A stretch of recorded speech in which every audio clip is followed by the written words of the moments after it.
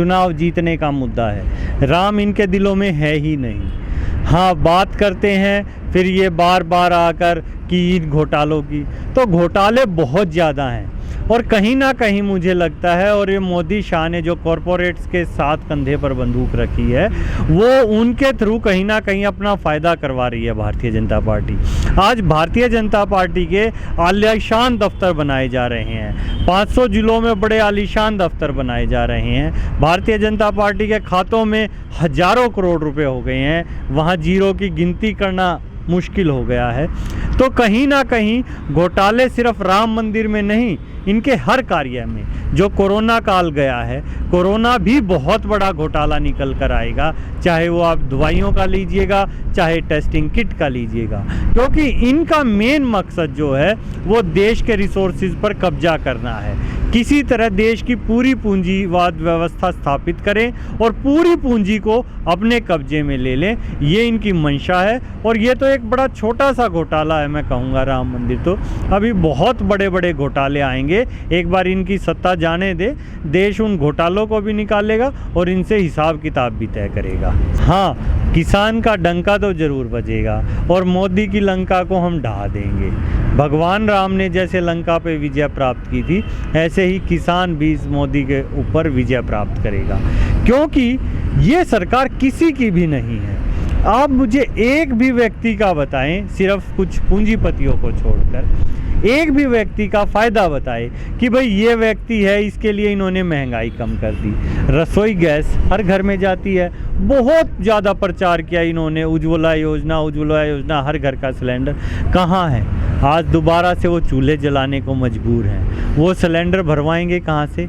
Cylinder की महंगाई इतनी, नोटबंदी, फिर ऊपर से ये नाकेबंदी, लॉकडाउन जिसे शब्द दिया गया है, ये कर दिया। आम आदमी घर से निकल नहीं पा रहा, वो कमा नहीं पा रहा है, उसके पास खाने को रोटी नहीं है। तो देश को गड्ढे में धकेल दिया है मोदी सरकार ने, और आज इसको गड्ढे से निकालने का कोई काम करेगा तो वो किसान ही करेगा।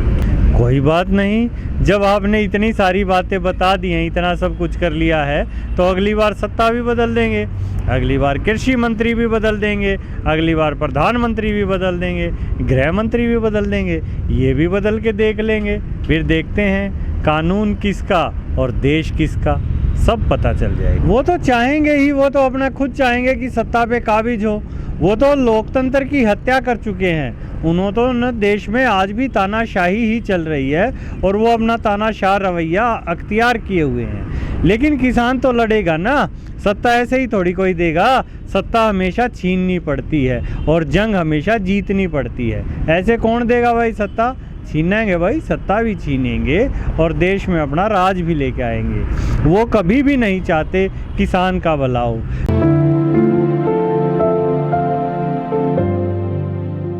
आंदोलन पहले जैसे चल रहा है उससे बढ़ता ही जाएगा और 26 तारीख को हम पूरे देश में राजभवन का घेराव करते हुए हम राज्यपाल को ज्ञापन देंगे। किसान आज भी अपनी लड़ाई ठंडे रूप से, संवैधानिक रूप से, शांति प्रिय तरीके से लड़ रहा है और उसे आज भी भारत के कानून और प्रशासन, इसमें संविधान में पूरा भरोसा है कि किसान लड़ेगा भी और जीतेगा भी, बिल भी वापसी होंगे और एमएसपी की गारंटी भी मिलेगी। क्या किसानों में इतनी ताकत है कि सत्ता बदल देगी?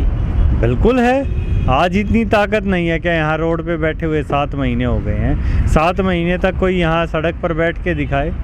इस 14 लेन हाईवे पे किसान बैठा है, दिल्ली के चारों तरफ बैठा है, ये क्या कर रहा है किसान? छोटा काम किया है ये किसान ने। आज भी बहुत ही अच्छे तरीके से किसान अपनी बात रख रहा है और सरकार तक पहुंचा रहा है। ये तो सरकार की हठ धर्मिता है जो सरकार बात सुन नहीं रही है। ये आपने एक रूप बताया, एक आंदोलन का दूसरा रूप भी होता है। नेता हमेशा आंदोलन से ही निकलते हैं। अगर आज़ादी का आंदोलन ना होता तो शायद भगत सिंह जी, सुखदेव जी, राजगुरु जी, बिस्मिल जी ये कहाँ से आते? जो नेता निकलते हैं वो आंदोलनों से निकलते हैं। तो ये आंदोलन है, ये नेता भी पैदा करेगा और नेता ही देश को चाहिए। अच्छी राजनीति के लिए देश के नेता हों जो आंदोलनों से निकले। पिछले 2-3 दिन से यूपी में गेहूं की खरीद बंद है, ठीक है, मैं सरकार से ये आह्वान करता हूँ कि आप गेहूं की खरीद तो सुनिश्चित कीजिए। बार बार कहते हैं एमएसपी मिल रहा है, अरे आपने लॉकडाउन में गेहूं की खरीद बंद हुई है, लॉकडाउन चल रहा था, अब किसान निकला है, लॉकडाउन अभी भी पूरी तरीके से ख़त्म नहीं हुआ उत्तर प्रदेश में, और आपने गेहूं की खरीद बंद कर दी। भाई गेहूं की खरीद को कम से कम 10-15 दिन बढ़ाएं ताकि किसान अपनी फसल को बेच पाए।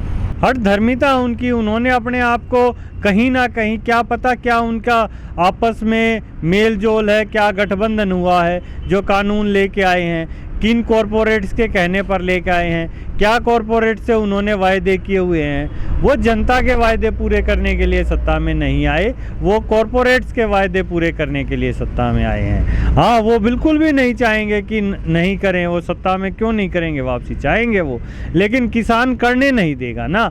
लोकतांत्रिक व्यवस्था में वोट की ताकत होती है, और अब उत्तर प्रदेश में चुनाव आने वाला है, पंजाब में चुनाव है, उत्तराखंड में चुनाव है, फिर सितंबर में गुजरात में चुनाव है। आप देखिएगा भारतीय जनता पार्टी कैसे ताश के पत्तों की तरह नीचे ढह जाएगी। देखिए, ये अगर हो सकता है, वहम तो कोई भी पाल सकता है।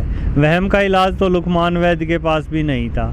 अब अगर मैं समझूं ये जो आपके पीछे आंधी तूफान चल रहा है, आंधी आई हुई है कि मैं इस आंधी को रोक लूँगा, तो ये मेरा वहम तो हो सकता है, आंधी रुक नहीं सकती, वो तो चलेगी, और ये किसानों का तूफान चल पड़ा है जो जीत कर ही जाएगा। आंदोलन तो बहुत ज़्यादा मजबूत हुआ है। आंदोलन तो हमने इतना सोचा नहीं था जब शुरुआत की थी कि इतना मजबूत होगा। आंदोलन ने किसान को मजबूत किया है, आंदोलन ने देश के नौजवान को मजबूत किया है। धीरे धीरे किसान का धैर्य मजबूत होता जा रहा है। और पहले जब किया, हम कुछ जत्थेबंदियों के साथ आए थे। आज देश में जागरूकता इतनी ज़्यादा है, आज आप गाजीपुर बॉर्डर पर देख के आए होंगे नीचे, यहाँ कर्नाटक से किसान आ गया है, यहाँ केरल से किसान आ गया है, यहाँ बंगाल से किसान आ गया है, यहाँ तमिलनाडु से किसान आ गया है। पूरे भारत का किसान आज यहाँ एकजुट है। और आप जिस ताकत की जानकारी चाह रहे हैं, तो तमिलनाडु में जाके देखिएगा, वहाँ मुख्यमंत्री ने क्या घोषणा की है, देखिए आपने वो। वहाँ उन्होंने तीनों काले कानूनों के विरोध में रेजोल्यूशन पास करने की है। और ये उन व्यक्तियों के मुंह पर करारा तमाचा है जो इसको बोलते हैं कि ये सिर्फ हरियाणा, पंजाब, यूपी का आंदोलन था। ये आज तमिलनाडु के विधानसभा में ये पास हो रहा है कि ये काले कानून हैं और इनको सरकार वापस ले। कोई बात नहीं, वो आ रहे होंगे, उनको समस्या, थोड़ी समस्या उनको भी झेलनी पड़ेगी, वो भी हमारे भाई हैं।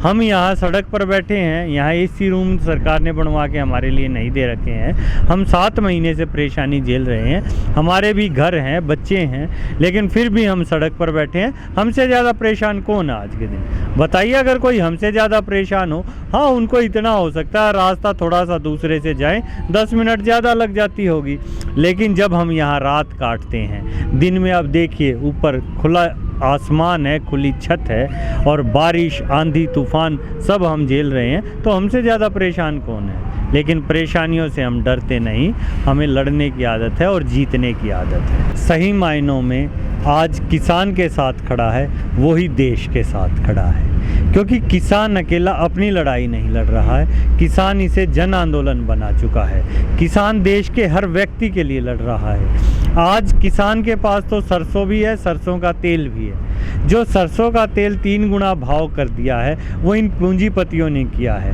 वो देश का गरीब मजदूर है, वो उस सरसों के तेल में खाना बनाता है, तो अब उसका महंगाई का असर किस पर पड़ रहा है।